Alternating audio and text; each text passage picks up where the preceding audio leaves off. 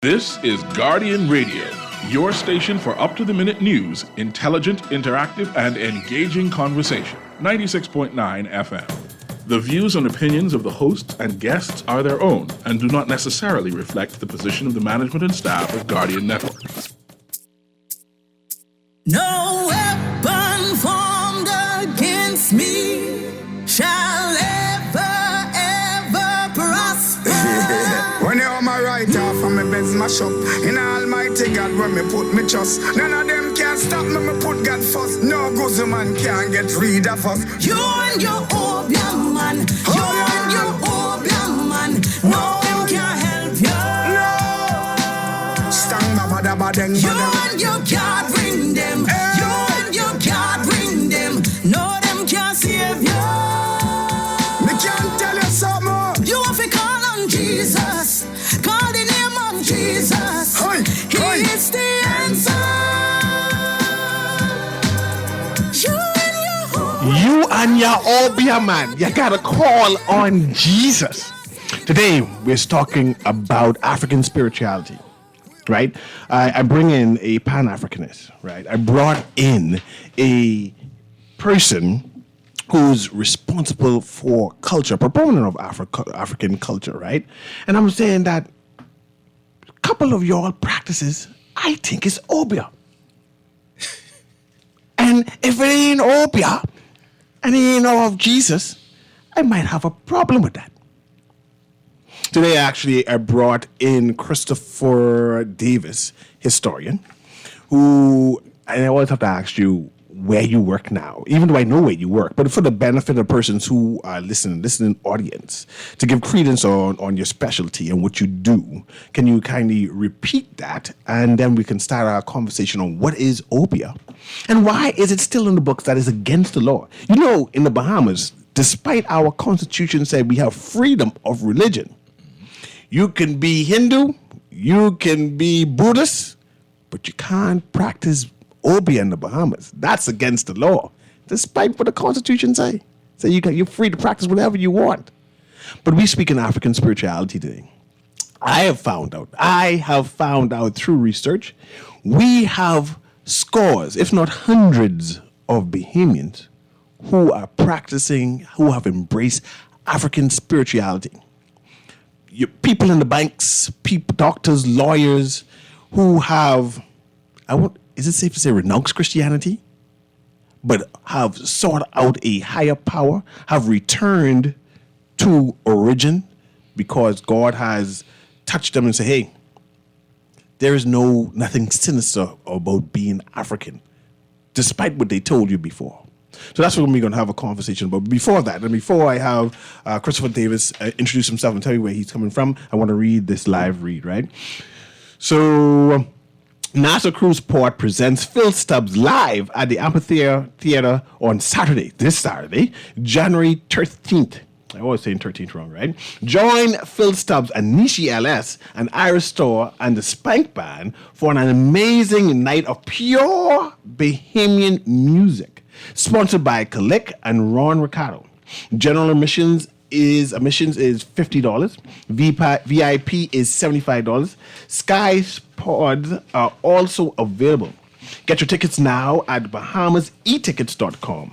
That's Phil Stubbs and Friends live at Nassau Cruise Port on Saturday. That's this Saturday, January 13th. Don't miss it. And it starts at, what time does it start at? 7 o'clock? 7 o'clock. Doors open 7 p.m., showtime 9 p.m. Okay, let's start our conversation now. Christopher Davis, who are you? I work at Clifton Heritage Park. It's a long drive for most of us Bahamians, but it's actually not that far away. I'm the head of research and also dealing with the tour section.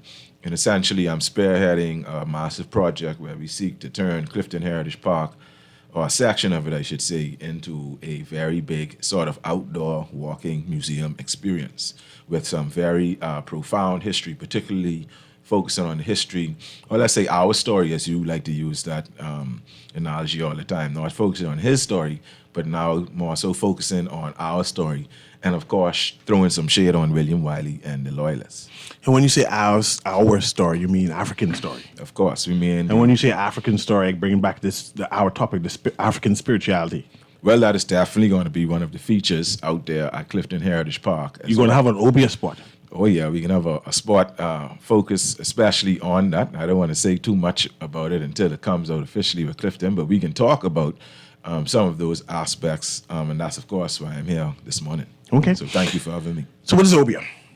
So Obia, I would say, can be defined in two ways, and this is one of those complex words, if you will, that we have to look at from two angles. So one is the angle, the colonial angle, or the Eurocentric angle, even, if you will.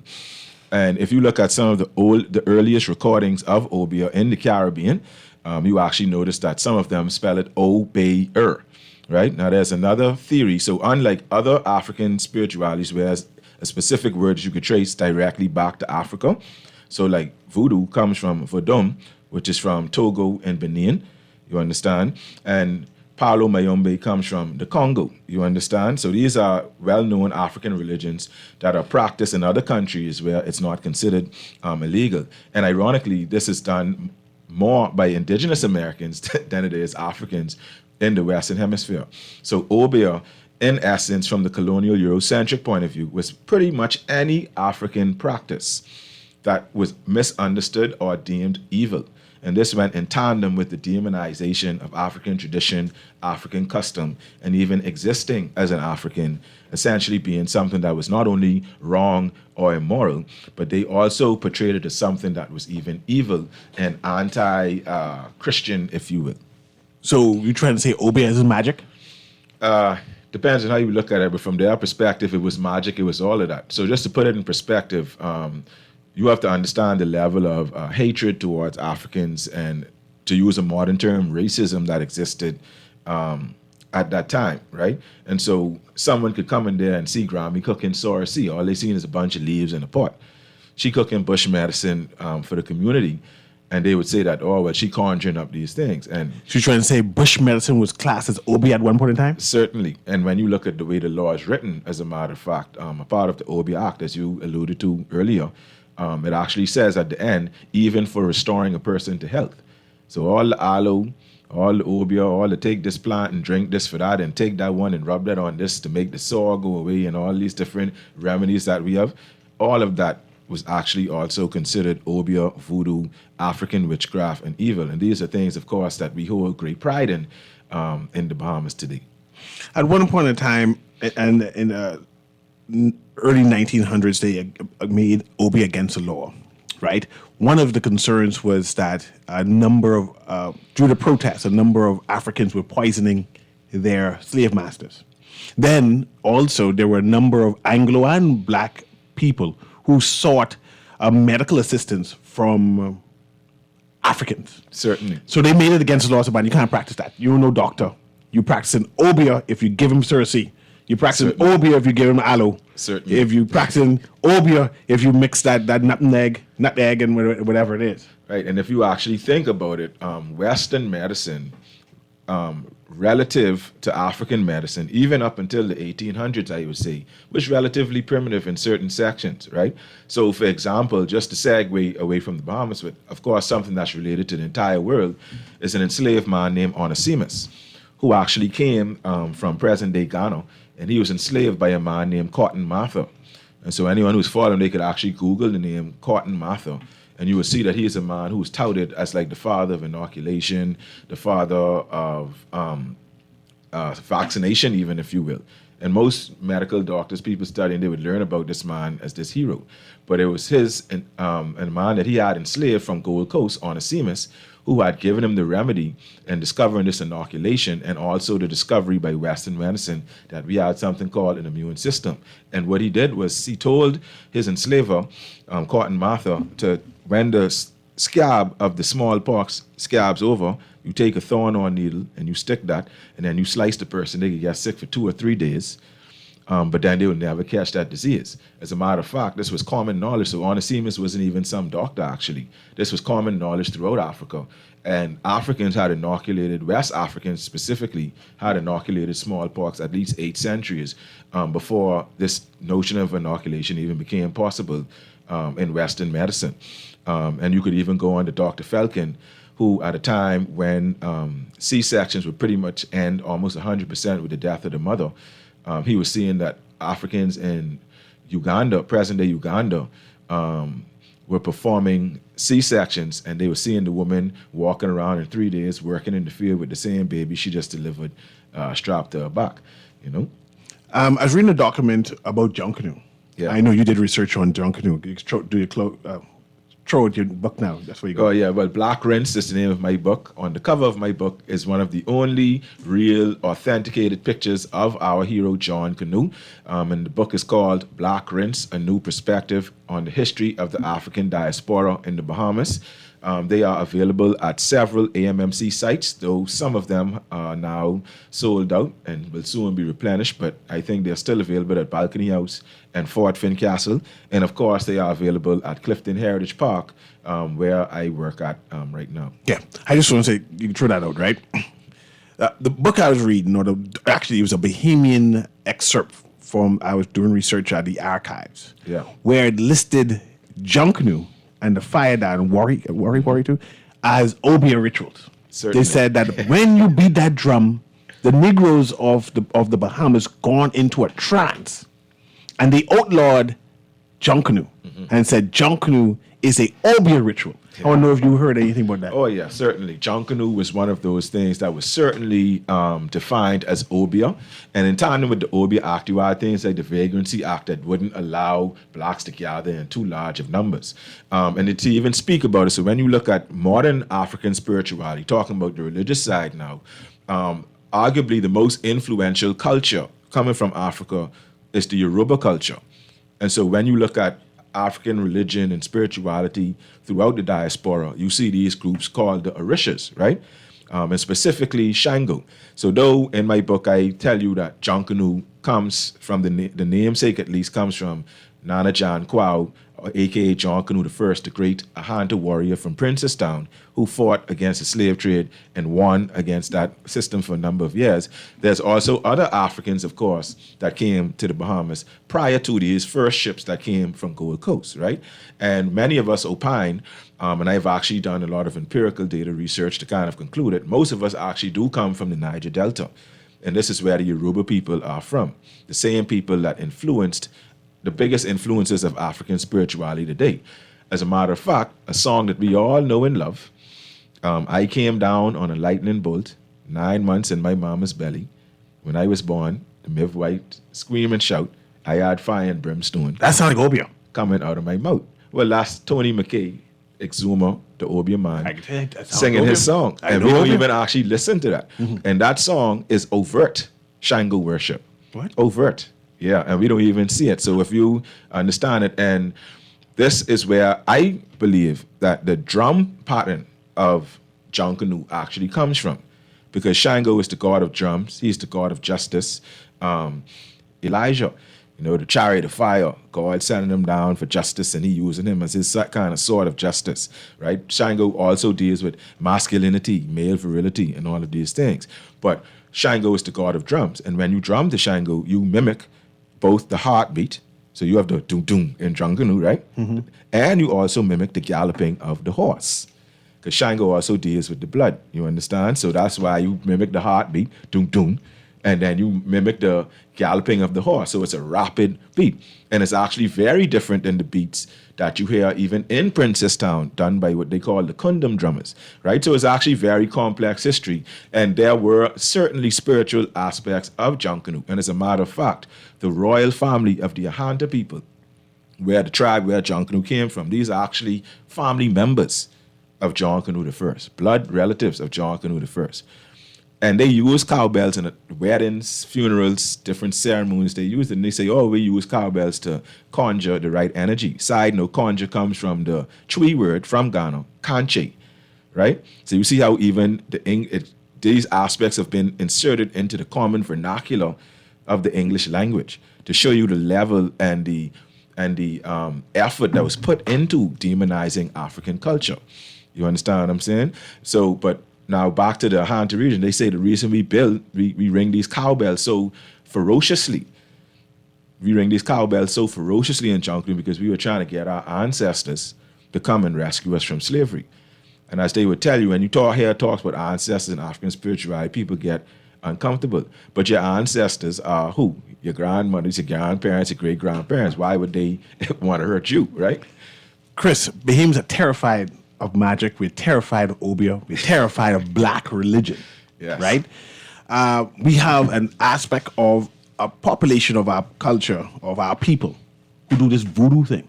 Yeah, We don't like them because we don't like voodoo. right. And now you saying Obia is like an overarching thing that they Certainly. ban all of that African spirituality and African practices as Obia. Well, the law... Junkanoo is Obia, you know? We may have to ban Junkanoo. The law lumps Obia and voodoo in together. Is this the same thing? As again, another complex question. Voodoo, to explain it to the layman, is actually, you would see it more in French territories. And that has to do with two things, the French language and the fact that the French actually extracted a lot more from an area that they named the Slave Coast, which is that same area of Benin and Togo, where they have this African religion called Vodum, right? So, but what I have to say for people who have those sentiments, let's just put it this way, right? And let's look at history and put our biases on the side. We all agree that things like murder, enslavement, and rape, theft, all of these things are wrong. All of these things are sin. Yes. So you have one group of people, the ones they claim who did Obia and voodoo, all of those sins that I just called, because that is what happened. Furthermore, we are directly attached to these. Even when you look at the transatlantic slave trade, though every African was targeted, at the same time, those that did not adopt Christianity or Islam were targeted more so than others, about Akans and people from Gold Coast, the hunters who brought Junkanoo here. So what does that mean? Many of those people are also, in fact, our ancestors. So why do Bahamians tolerate Buddhists? Exactly. And they tolerate Hindi. Well, because... But they do not tolerate any kind of black religion at all. They say, "My black is Obia." And if Obia, they worshiping the devil and they got to go. Right, Well, first of all, most of these religions don't even have this concept of the devil, and Satan himself doesn't even exist in these concepts. So to say they worshiping the devil, it's just completely false, right? And it has to do, and of course, Asia has also suffered from colonialism, so I'm not trying to imply that. However, when you understand what racism actually was and the period of social Darwinism, there was certainly a totem pole, right? And you see this totem pole even manifesting today in places like Trinidad, Guyana, where Asians were actually brought in as a buffer between Africans. You understand what I'm saying? And they were themselves oppressed to varying degrees because they were brought in as indentured servants after chattel slavery ended, right? However, there was still this very high racial totem pole. And that totem pole has been firmly indoctrinated in us. People do not understand how serious this indoctrination of African culture, religion, and it's not, like I say, it's not even just religion. Women who suck their teeth for too long could be labeled a witch. You understand what I'm saying? Like, people need to understand that, and they need to put their biases aside. One group was murdering and enslaving the other group. Christian people. All right then. And Islamics too, even though many Islamic Africans were also taken, of course, in the transatlantic slave trade. So again, these are very complex things. So essentially, but what Obia is, in its true definition, is an amalgamation of the diverse African cultures that came to any colonial space, British colonial space specifically, an amalgamation of all these African religions, customs. So that had to do with bush medicine, that had to do with the way you dance, that had to do with the language, your indigenous language that you spoke. It had to do with the way that you eat. It had to do with the way that you pray. It had to do with the way that you celebrate. It had to do with everything African about you. And yet we still do ASU to this day. Yeah, and I think people understand where I'm coming from. So to put it simply, you have, I like to use this analogy, 2 horses and 2 pigs. You take 2 horses and put them in a pig pen, and they have children. Are they piglets or are they calves? They calves, right? Yes. Yeah. We have a caller here. Let me engage this caller and see what they have to say. Go ahead, caller. Can you hear me? Golly day to this talking away along with you and Chris Newry. Go ahead. How you doing? I'm holding. We need justice, law, and order in this country, the Bahamas. But Chris. Yes, sir. Hello? Yes, sir. Tell me, you were to East Africa and West Africa, right? Well, no, most just West Africa, actually, Ghana specifically, and surrounding areas all throughout that area. Yes, sir. Okay, let me ask you something. For the way we know the world today, Mm-hmm. we know what we does or need to do to be going forward continuously, right? Right. Do Africa has or seen those kind of opportunity, and are they embracing it as Africa in general, always whichever you was in Africa, West Africa? You understand the question? No, you could reframe it for me quickly, please. Okay. Yeah. Now take for instance, right, us as the people. Right. We can say we have a focus. We know where we're going. We know where we wants to go. What's the focus, Bremen? Huh? What's the focus? Explain what that is. Well, the government have a different focus for me and you. Yeah, but so what's the focus of the people collectively? Collectively? Yeah. They go into the government. Okay then. Okay, so what I'm asking, Chris, right? In other words, we can see that. We can see the majority of people going to the government. In Africa, where you was, the part in which you was, Right. can you see situations whereby the people focus or moving towards a better situation, more, diplomatical situation, Well, I can say this. There's certainly, but when you look at the Bahamas, Anguilla, Antigua, and all of these small British colonies, and this was actually done on purpose, there's a massive kind of dependence on the government. And this is on purpose, and this was systematically done through colonization. So you kind of rely on the government. But when just kind of comment on what you were saying, I don't know I hope I answered your question. But, but let me ask you something. Let me finish. When I went to Ghana, though, however, politics seems to be a lot less polarizing in larger African spaces. So I can say that. So whereas in the Bahamas, and it has a lot to do with our size, as I was saying, because it's not just something unique to the Bahamas. We are heavily focused on politics for good reasons and for bad reasons, But I noticed that in Ghana, and I was actually there during the local elections in December just now, or right before, I should say, during the so-called campaign period. It's almost like it's not as polarizing among the people, and people don't have these strong loyalties to the parties unless they are like a family members directly involved or something like that, right? And so they don't seem to be as dependent per se on the government. But at the same time, there's also a lot of oppression that is linked to neocolonialism, linked to even weak leaders in some incidences, And let me ask you something. Yeah. And then I'm going to hang up.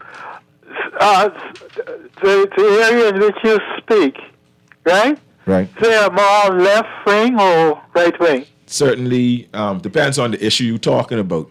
When you talk, but overall, I would say they are certainly more liberal and left wing, particularly speaking to Ghana.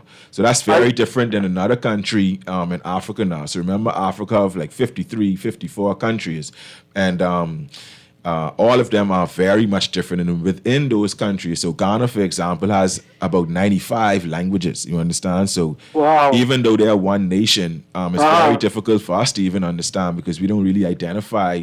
So they does not have a common dialect? They do. They have Ghanaian Twi and English, which are the two common dialects. English because of colonization, Twi because of the Akan people being the largest group. But I would say this, though. I view it as an African diaspora. I'm a Pan-Africanist. So these country lines and boundaries, particularly even in Africa, because they came out of what they call the scramble for Africa. From a Pan-African political perspective, they are virtually meaningless. They only mean something to me when Olympics happening and all of these things. And like Bahamians, I would say that Ghanaians, first of all, kind of led the front lines. You know, they were the first independent black nation in the 20th century, and they do have this policy of being very welcoming to other Africans as well. And they have always been kind of seen as this place that spearheads this kind of charge and the seek for African autonomy. That is why the Black Star is in their flag. You know, that's the whole concept that it is about. And in my opinion, that is one of the things, besides my research, that drew me to Ghana and why I love it so much. You know, I like to put my biases on the table, and Bremen, you caused me have to sit up to the mic because what I felt, what I inferred, not what you implied, but what I inferred from what you said suggests that you believe that Africa is less developed than the Bahamas, and Africa is less stable than the Bahamas, right? And I think we start off in a myth. We start off with misinformation, right? Not disinformation, but misinformation. That this belief that somehow we in the Bahamas and Africans in the diasporic West and the diasporic North, that includes the global North, are somehow far more advanced than Africans on the continent.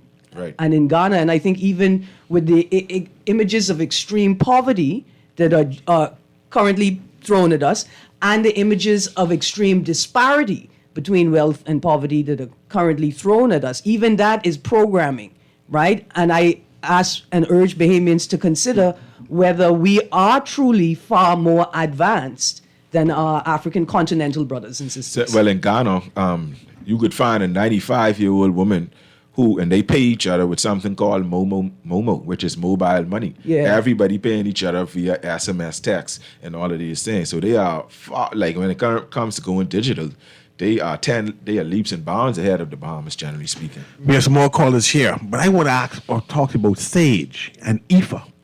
In the Bahamas, we have IFA. Yeah. Scores, maybe hundreds of Bahamians who follow IFA. Yes. Right? Like I said, doctors and lawyers who follow IFA. They wear in white. I watched the movie with Black Panther.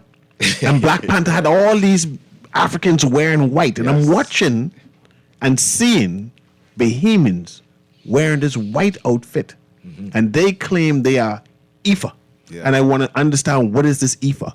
And what is this new spirituality that Bahamians have now adopted? And what do you Sage for? But let me go to the caller shop. Forbidden. No, this is lighting Sage. This is lighting. For cleaning. No, it's for lighting Sage. Yeah, but you clean. You never clean with smoke. That's what happened. It's clean with... Anyway, let's go to the caller first. You don't know science. It's a science, eh? Yeah. You call that obia. I let him speak, but I won't talk about how Certainly. obia is a natural science. Oh, yeah, certainly. Yeah. Go ahead, caller. Can you hear me? Hey, CA. Morning, Aaron. Good morning, Chris. Very Morning. interesting conversation this morning.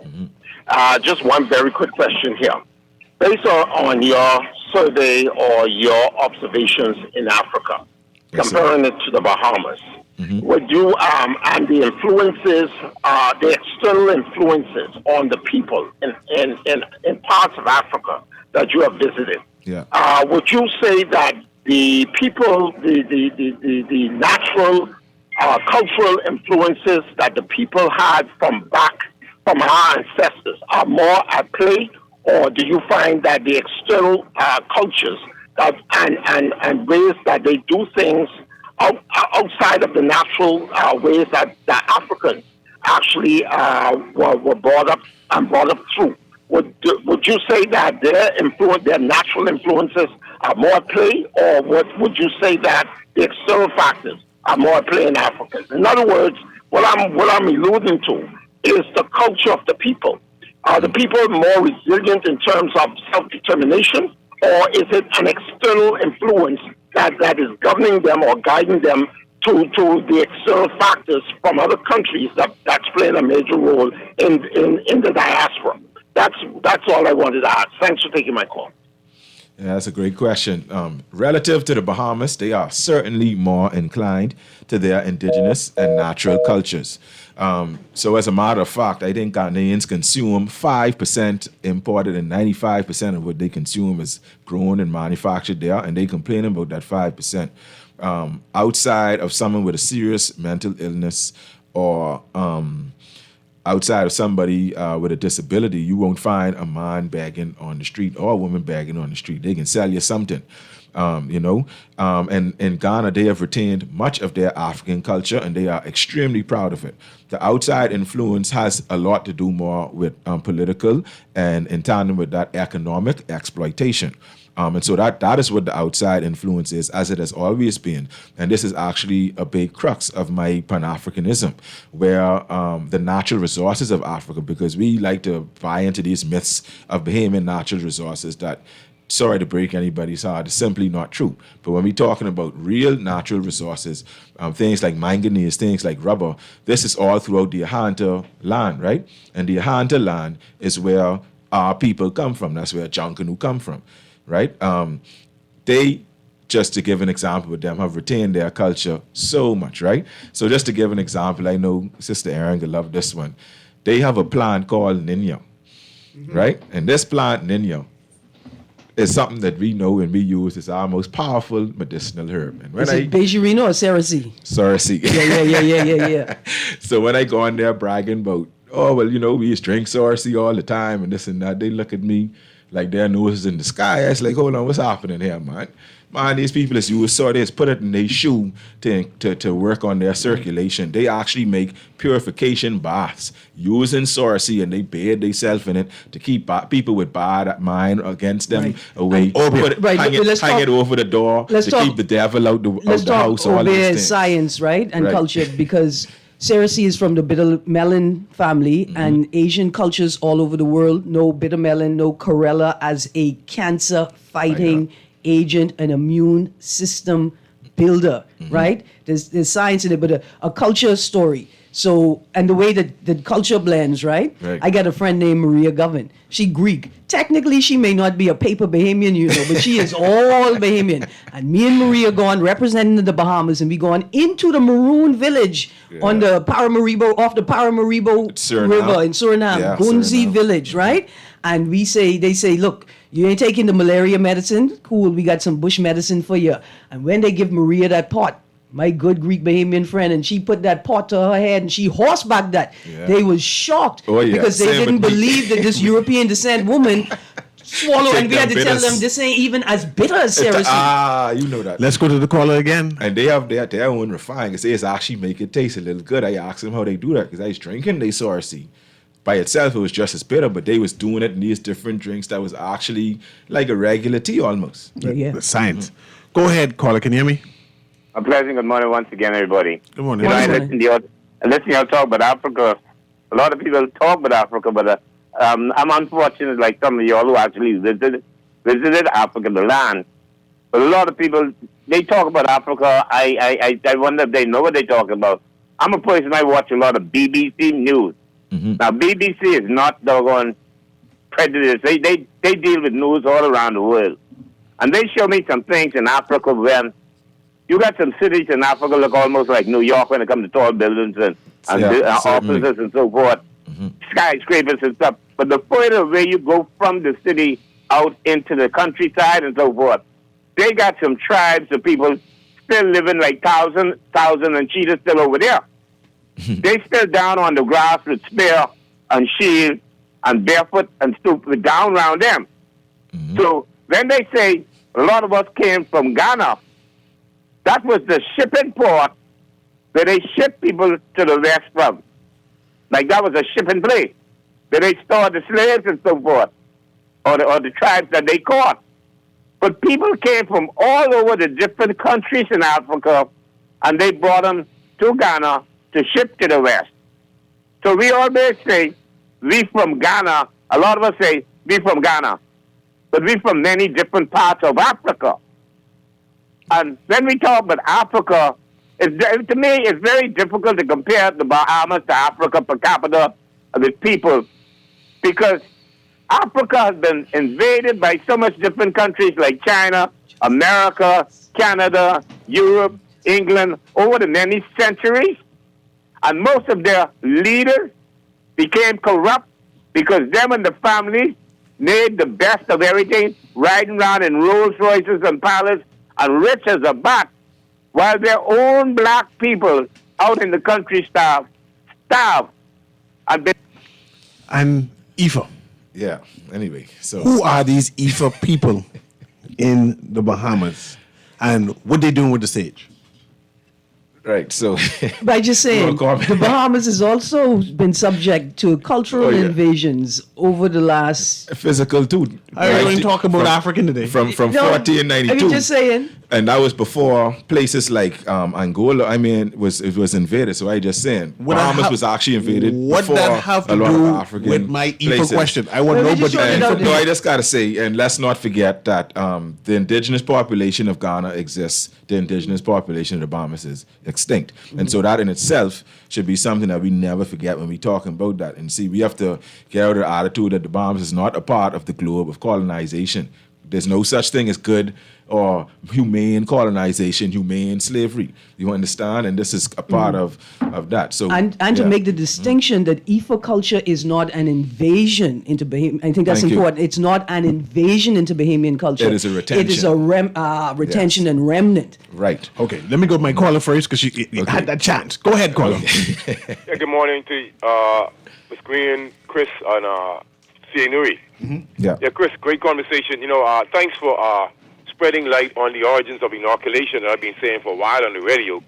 They have it listed as China and India, but, I honestly Yeah, believe that Africa. it originated in Africa. We know that the Aboriginal people practice it, like I've been telling these people, and the West have kidnapped it and patented it and started adding all type of arguments to it. Right. So we know yeah, that. Right. And so what happens now is I want to clear up this thing about voodoo and obia. So they have branded all African traditions as paganism. Exactly. We see them drinking the blood and eating the body of Christ, right? And sacrificing turkey and ham at Christmas. Right. Yeah, but hold on. What I'm saying is, listen to me. Now, the voodoo practice in Haiti is slightly different, but voodoo is basically a monotheistic religion, and most people Yeah. don't know that. Right. So what happens is with obia, obia basically is it's more like mixing the living with spiritualism. And so I have a question for Chris, and I'd like for him to comment on it, because years ago I learned about a fetish priest Right. in Africa. So I realized the power that they had, and then I realized the reason for the fetish priest, to connect the people between the spirit and the spirit and Right, living. right. And so what Europeans has done wrong is they have conceptualized what African religion was all about. So they dubbed us paganism, even though they couldn't speak our languages. Yeah. But what Africans did was they paid homage a lot. They connected themselves innately to the earth.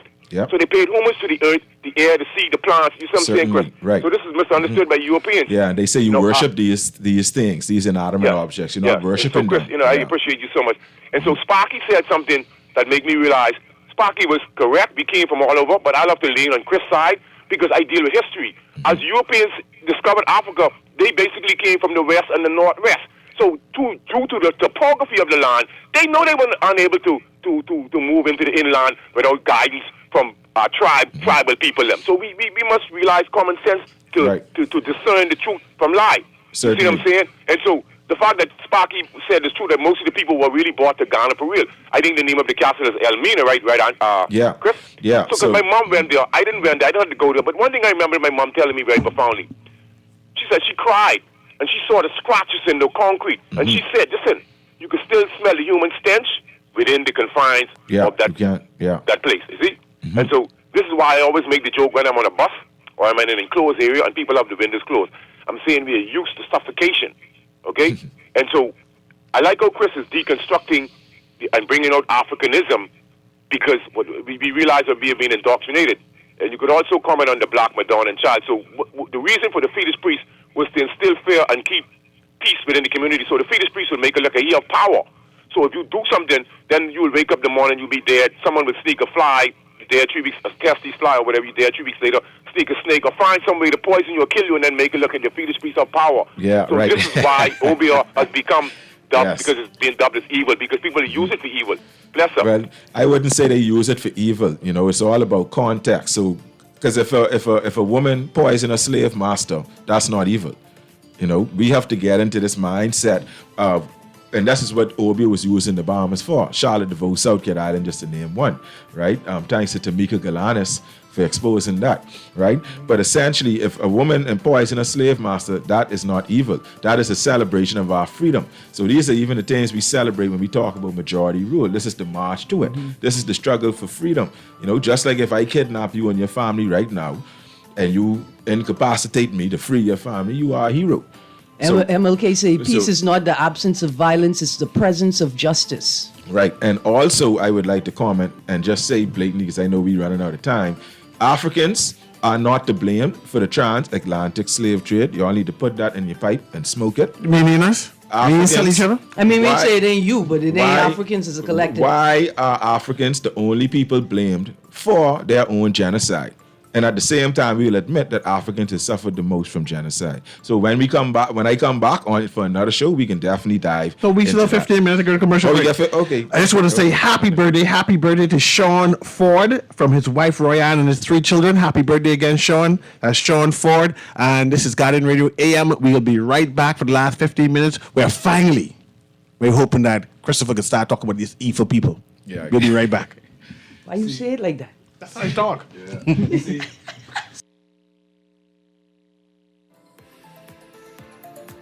5, 4, 3, 2, 1. Are you ready to catapult your business into the spotlight?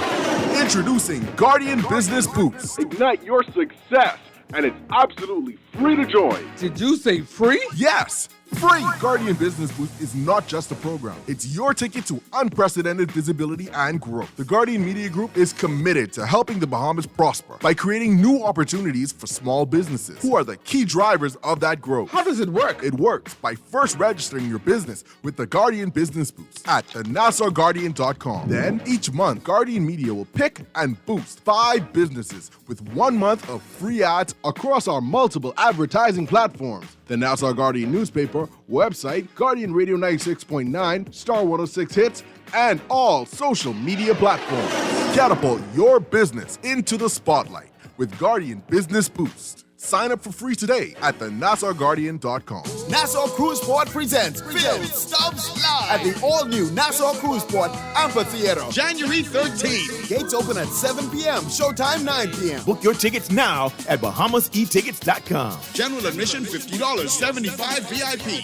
Prepare to be blown away as we kick things off with one of the Bahamas' beloved artists. You're raking and scraping with Ira Store, Nishi LS, and Phil Stubbs Live. Sponsored by Kalik and Ron Ricardo. Nassau Cruise Port, the place to be.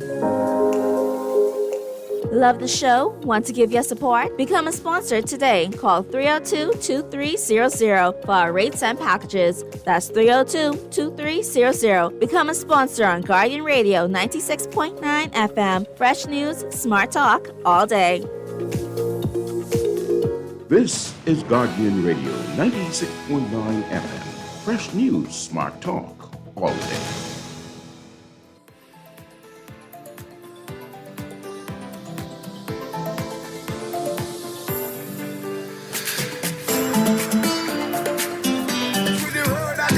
And win back the youth with the word of God. We feed the poor with the word of God. Yeah, them know how only God we have. Who read 1 Psalms a day, teach a politician them how else we pray to God.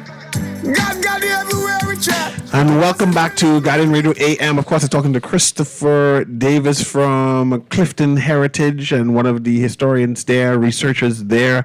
And we're talking African spirituality, whether it's good, bad, evil, and why we look at it as just being black as evil and sinister, right? And especially when we compare it and how we embrace all these other religions, but yet Obia is still against the law in the Bahamas. And a number of our practices that we do still today is our Obia rituals, right? That we do, the junk canoe, the fire dance, the tying the black string on Certainly. the putting the paper bag on our forehead, all Obia rituals that we still do, but yet Obia is against the law. But I want to talk about a Yoruba religion that has taken root in the Bahamas. Yes. Ifa. Ifa. What is Ifa? Shout out, first of all, to Ago Ile. I'll leave that one right there. And Ifa is essentially a manifestation of Yoruba religion. So the Yoruba people are actually one of the largest ethnicities on earth, not just in Africa, on earth. You understand? Nigeria has 200 million people, and I believe that Yoruba are the biggest ethnic group in Nigeria, and they have more people in Russia. So that tells you alone, one of the biggest single ethnicities on earth, right? Now, they are the ones who religion, I said, had much influence. So we could go back to this primordial being, whose name is Shango, right? Now, Ifa and even what we know as Christianity shares a lot of similarities. So this manifests in different ways in the African religions of Cuba and Puerto Rico. There's also this idea of the Holy Trinity, right, as well. And what you had in those days was something called syncretism. So there is a belief in Ifa, actually. It's not what you call a dead letter religion. So that's what it's saying. That's all it could say. And everyone had to follow the same thing. It's a belief that, we are all different. Therefore, our paths are all different to reach in the Almighty, right? And so in this religion, Ifa, what comes from Yoruba, this was one that was certainly practiced throughout the Bahamas. So when I mentioned that primordial being Shango, who I believe is the influence of the drum pattern, who deals with blood, there you have the heartbeat, and then the rapid tum-tum drum, which is the galloping horse, right? That is actually distinct with Shango worship. And you could see that in Colombia especially, where the Shango drumming in Colombia sounds eerily similar to Junkanoo, and in Brazil, and in Trinidad, all right? So how did Ifa take root in the Bahamas? I know there's a proliferation of African religions here in the Bahamas. Hebrew Israelites, Rastafarianism, right? Certainly. And now you see this Ifa religion is here. I mean, it's here. How did that happen? So that always happened. Ifa was here before Rastafari. Ifa was here before any of these more modern manifestations of African religion. And they are, of course, African religions in their own right. Powerful religions that should be viewed as honorable and respectable as any other religion, particularly Christian denominations in the Bahamas. Let's make that clear. But Ifa was something that came here with our ancestors. You understand? Particularly during that, what they call the post-transatlantic slave trade period, with the so-called liberated Africans in the Bahamas. We could call them displaced Africans. So the reason, and I could hit two points with this one point. So talking about the presence of Yoruba in the Bahamas, and also the reason why we shouldn't call them liberated Africans.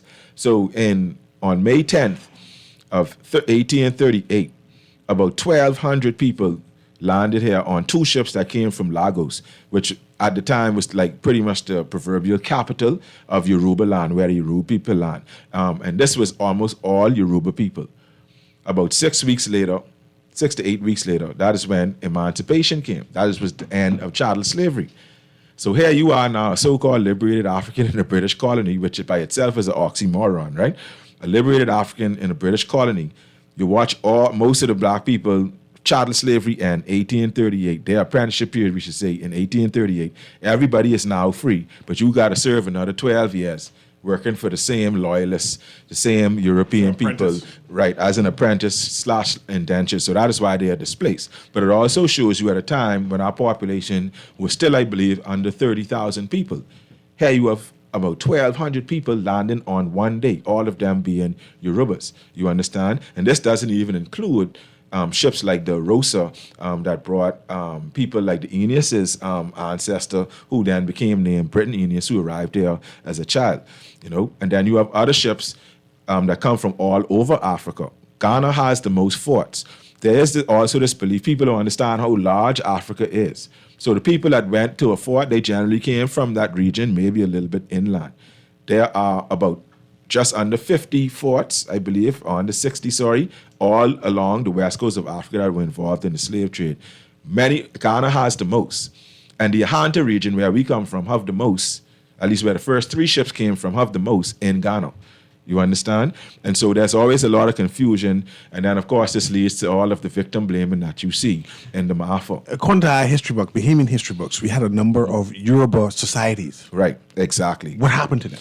Those are the same societies that we still do today. So the Yoruba Society, the Congo Society, I don't want to call the names of some of these. Congo Town, which is now Step Street. Step Street is a marker of Old Congo yeah, Town. Congo Town, right. The sign actually there, if you come from the Johnson Road side, Yeah. it was broken down for a while, and I saw it back up at one point, then it was broken down again. But that's a sign that needed to be a statue, something. See, and this is where... Yeah, more than a sign. Oh, yeah, more than... Thank you Monument. very much. Exactly, some monument. And that was actually... Fox Hill was always populated by a diverse group of Africans. Then you have Nango Town. So Nango Town were also Yorubas. You understand? And of course, Payne and Grantstown is the most well-known one. And so many of these friendly societies, burial societies, if you will, had name like the Congo, this and that society, the Yoruba, this and that society. And like, let's call it the Prince Hall Black Freemasons, which was originally called the African Lodge by Prince Hall himself. And he did that on purpose and said as much, because the man was a man of Pan-Africanist sentiment, but that's another thing for another show. Like that, because of this demonization of Africa, naturally the time that elapsed that will cause you to forget home over, and then of course we don't want to be associated with Africa. We Bahamian, we an African, right? This is where this thing kind of began to trickle away, when we stop identifying with the African groups and the place in Africa that we actually came from. And then the African communities that took root here. In our conversation with Dr. Arana before the holiday, right? One of the things that was raised is that the removal or this fight for equal suffrage, where it's truly one man, one vote. The point was raised that at one point there were constituencies that had multiple representatives to vote for, right?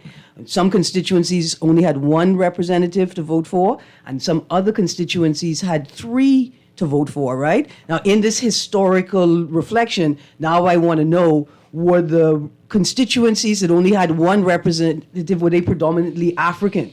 And was this an attempt to give the European descent more power in the face of... Oh, yeah, certainly. Right? And this is definitely attached to this march up to what we know as majority rule, right? Believe the correct term is gerrymandering and filibustering. Right. And so they would take a population of 1,000 white people and divide it up into more constituencies that may have 10,000 Africans over here, and they'll make that into 3 constituencies, you know? And then, of course, you had the laws that were passed by the supervillain of majority rule, if you will, so Stafford Sands, where it was more than one, it went by the amount of land that you own. And with the wealth disparity along racial lines that existed, of course, that gave the advantage to the white politician almost every time. We got to invite you back. Because I still want to delve into IFA again. Yeah. But this has been Guardian Radio, the AM. Of course, we're talking to Christopher Davis, the historian at the Clifton Heritage. And you can always go there. He give you a talk and give you details. He talk about his book and all of that. But anyway, we got to go now. It's 12 o'clock and we have the news to go to. Yes. Anyway, you Stay take care. tuned for Howard and the Revolution. Yes. No, the foundation. Upon which all things stand. Yes. Good morning, Howard. Take care, Aaron. Have a wonderful day. Lift up the people with the word of God. Fight violence with the word of